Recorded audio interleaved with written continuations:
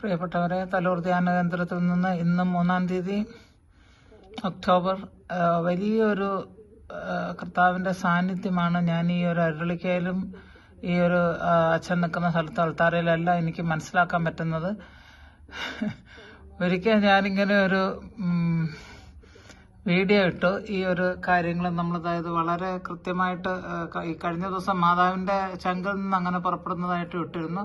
ഇത് ഈ എപ്പോഴും നിങ്ങൾക്ക് ചില ആൾക്കാർ ഇവിടെ നമ്മുടെ സെയിന്റ് തോമസിന്റെ പെങ്ങന്മാരും അനുജന്മാരും ചേട്ടന്മാരും ഒക്കെ ഉള്ളത്. അപ്പൊ അവര് പറയും എന്റെ കമ്പ്യൂട്ടറിനും മോണിറ്ററിനും എന്റെ ഫോണിന് വരയ്ക്ക് കുഴപ്പമാണെന്നൊക്കെയാണ് പറയണത്. ഈ ഭാഗത്തൊന്നുമില്ല, ഇതൊരു ടെക്നോളജിക്കൽ സംഭവമാണ്. അപ്പോഴത്തേക്ക് ഒരിടത്ത് മാത്രം ഒരു ഫോക്കസ് ചെയ്ത് ഒരിടത്ത് മാത്രം ഈ ഒരു കുഴപ്പം ഉണ്ടാകാൻ പാടില്ല എന്നാണ് നിങ്ങളോട് അറിയിക്കാൻ. അപ്പൊ ഇവിടുന്ന് ഇത് ഇങ്ങനെ പോയിട്ട് ഈ സ്ക്രീനിന്റെ ഈ വശം വരെ വരുന്നുണ്ട്. വളരെ പവർഫുൾ ആയിട്ടാണ് ഞാൻ അറിയുന്നത്. അതുകൊണ്ടാണ് ഇത് ഇപ്പൊ ഞാനിന്ന് ഈ നിമിഷം കയറിയതേ ഉള്ളൂ. അപ്പൊ തന്നെ ഇത് കണ്ടിട്ടാണ് കയറുന്നത്.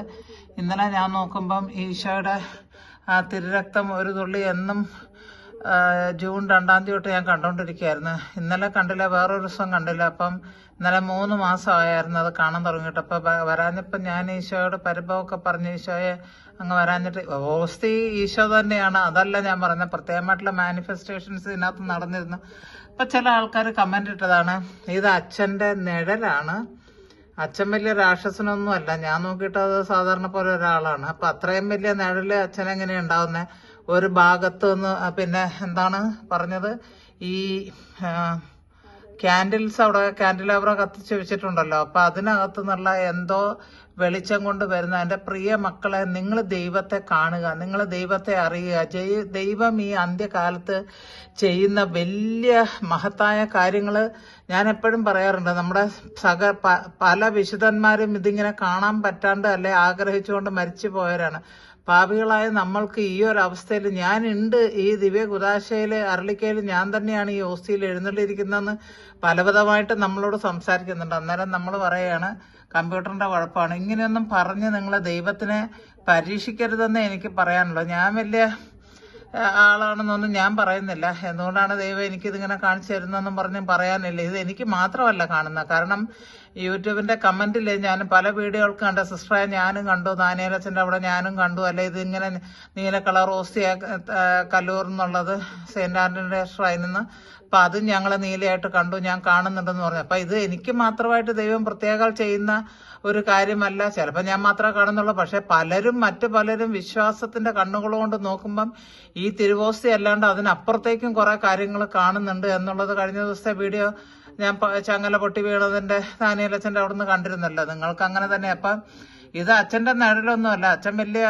ആകാരം എന്താ പറയുന്നത്, രാക്ഷസന്റെ ഇതൊന്നും അല്ല അത്രയും വലിയ നിഴലുണ്ടാകാൻ. ഇത് പരിശുദ്ധാത്മാവ് നമ്മളോട് പറയാ, ഞാൻ ഇവിടെയുണ്ട്, എന്റെ സാന്നിധ്യം ഇവിടെയുണ്ട്, നിങ്ങളുടെ കൂട്ടത്തിൽ ഞാനുണ്ട്, ഞാൻ നിങ്ങളോട് കൂടെ വസിക്കാനാണ് ആഗ്രഹിക്കുന്നത്.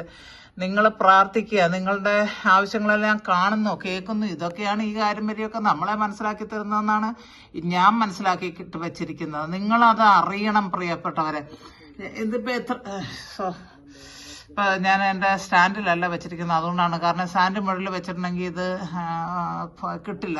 ഇതില് കണ്ടോ, ഈ മേഘം പോലെ ഇരിക്കുന്ന സ്ഥലത്തൊക്കെ എങ്ങനെ വരും? അപ്പൊ അത് ആ മാലാഖമാരുടെ മുകളിലില്ല. അപ്പൊ എന്റെ സ്ക്രീനിന്റെ കുഴപ്പമില്ലാന്ന് ഇതിനേക്കാളും വലിയൊരു സംഭവം കണ്ടിട്ടുണ്ടെങ്കിൽ ഞാൻ ഇതുവരെ അതൊന്നും എടുത്തിടാൻ എനിക്ക് പറ്റിയിട്ടില്ല. നിങ്ങൾ പ്രാർത്ഥിക്കുക, വിശ്വാസത്തോട് പ്രാർത്ഥിക്കുക. ദൈവം അവിടെ എന്തെങ്കിലും കാണിച്ചോട്ടെ, ദൈവത്തിൻ്റെതാണ് ഈ ഭൂമിയും ഈ ഭൂലോകത്തിലുള്ളതും ഉണ്ടായതും എല്ലാ കാര്യങ്ങളും ദൈവത്തിൻ്റെതാണ്. ദൈവത്തിന് ഇപ്പൊ ഈ സ്ക്രീനിൽ വന്ന് എന്തെങ്കിലും ഒന്ന് ചെയ്യണമെന്നുണ്ടെങ്കിൽ ചെയ്യണ്ടെന്ന് പറയാനുള്ള അധികാരം എനിക്കില്ല. അങ്ങനെയൊട്ട് ഞാൻ പറയത്തുമില്ല. ഈശോ എന്തിനാ ഇന്നലെ വരാതിരുന്നതെന്ന് ഞാൻ ചോദിച്ചില്ല. ഈശോയെ വന്നില്ലല്ലോ ഈശോ, എനിക്ക് വിഷമായി, അങ്ങനെ ഒരു വാക്കേ ഞാൻ പറഞ്ഞുള്ളൂ.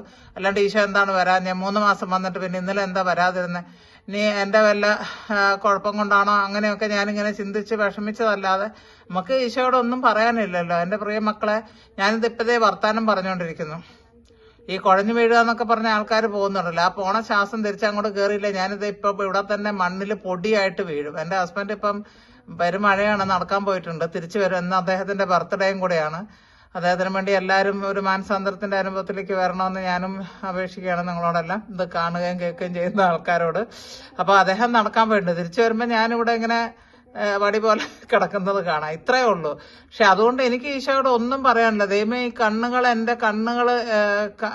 എന്റെ ഗ്രൂപ്പിലുള്ളവർക്കറിയാം എനിക്ക് കണ്ണിന് പ്രശ്നമുള്ള ആളാണ്. ഒരു മേജർ ഓപ്പറേഷൻ ചെയ്ത് അനസ്തീഷ്യ തന്ന് ഓപ്പറേഷൻ ചെയ്ത് അതിനകത്ത് കുറെ ഗ്യാസൊക്കെ കയറ്റി വെച്ചിട്ടാണ് ഇപ്പൊ കാണുന്നത്. ഇത് എന്ന് വേണേലും പോകാം. അപ്പൊ എന്റെ പ്രാർത്ഥന, ഈശോയെ അങ്ങേ കാണാൻ, അതായത് കരുണയുടെ ഈശോയുടെ പടം കണ്ടുകൊണ്ട് ആയുസിന്റെ പര്യന്തം വരെ ജീവിക്കാൻ ഒരു അനുഗ്രഹം തരണേന്നും പറഞ്ഞുകൊണ്ട് ഹസ്ബൻഡിന്റെ നിർബന്ധത്തിന് പോയിട്ടാണ് ഈ ഓപ്പറേഷൻ എല്ലാം ചെയ്തുകൊണ്ട് വന്നത്. അത്ര മേജറായിട്ടുള്ള ഒരു ഇഷ്യൂ ആയിരുന്നു എന്റെ കണ്ണിനുണ്ടായിരുന്നത്. ഞാൻ ഒരു സൂര്യന് പകരം ഒരു ഡോക്ടറേക്ക് എന്റെ മോളെയും കൂട്ടിക്കൊണ്ട് വിട്ടു പോയി എന്താ കാര്യം നോക്കാനായിട്ട്. അപ്പൊ ഡോക്ടർ ചോദിച്ചാൽ എന്താ പ്രശ്നമെന്ന്. അകത്തോട്ട് കയറി കഴിഞ്ഞ് ഇരുത്തി ഒരു കസേരയില് എന്നോട് ചോദിച്ചു എന്താ പ്രശ്നമെന്ന്. ഞാൻ പറഞ്ഞു, ഡോക്ടറെ, ദൈവം നിർമ്മിച്ചത് ഒരു സൂര്യനെ ഒരു ചന്ദ്രനെയാ, ഞാനിങ്ങനെ 3 എണ്ണമായിട്ട് കാണുന്നതെന്ന് പറഞ്ഞു. ഏതായാലും അങ്ങനെ ഓപ്പറേഷൻ ചെയ്തു. അപ്പൊ ഞാൻ പറയുന്നത്, ഈ മഹത്വകരമായിട്ടുള്ള കാര്യങ്ങൾ കാണുന്നത് ഒരു വലിയൊരു കൃപയായിട്ട്, അനുഗ്രഹമായിട്ടാണ് ഞാൻ കാണുന്നത്. ഇപ്പൊ നമ്മൾ ഈ കുരുക്കഴിക്കുന്ന മാതാവിനോടുള്ള പ്രാർത്ഥനയാണ്. ഇന്ന് 5ാം ദിവസമാണ്. ഞാനും ചേർന്നിട്ടുണ്ട്. ഇത് ഇംഗ്ലീഷിലും എല്ലാ ഭാഷയിലും തന്നെ ഈ പ്രാർത്ഥനയുണ്ട്. നിങ്ങളെ എല്ലാവരെയും കൂടെ എന്റെ പ്രാർത്ഥനയിൽ ഞാനും ഓർക്കുന്നു. എല്ലാ ദിവസവും പ്രത്യേകം എന്റെ ഗ്രൂപ്പിന് വേണ്ടിയിട്ട് സ്പെഷ്യലായിട്ടുള്ള പ്രാർത്ഥനകളുണ്ട്. അത് അവർക്ക് തന്നെ അറിയാവുന്ന കാര്യം തന്നെയാണ്. അത് ഞാൻ കുർബാനയെല്ലാം ചൊല്ലിച്ചു അല്ലാണ്ട് പ്രാർത്ഥനയായിട്ടും ഗ്രൂപ്പിൽ ഇട്ട് കൊടുക്കുന്നുണ്ട്. ഈ ഗ്രൂപ്പിൽ ചേരണമെന്നും പറഞ്ഞ് ആരോ ഒക്കെ എന്നോട് പറഞ്ഞിരുന്നു. മറ്റ് വീഡിയോകളിൽ എന്റെ ഫോൺ നമ്പർ എഴുതിയിട്ടുള്ളതുണ്ട്. നിങ്ങൾ അതിനകത്ത് സെർച്ച് ചെയ്താൽ കിട്ടും. നിങ്ങൾക്ക് എന്നെ കോണ്ടാക്ട് ചെയ്യാവുന്നതാണ്. ദൈവം നിങ്ങളെ അനുഗ്രഹിക്കട്ടെ.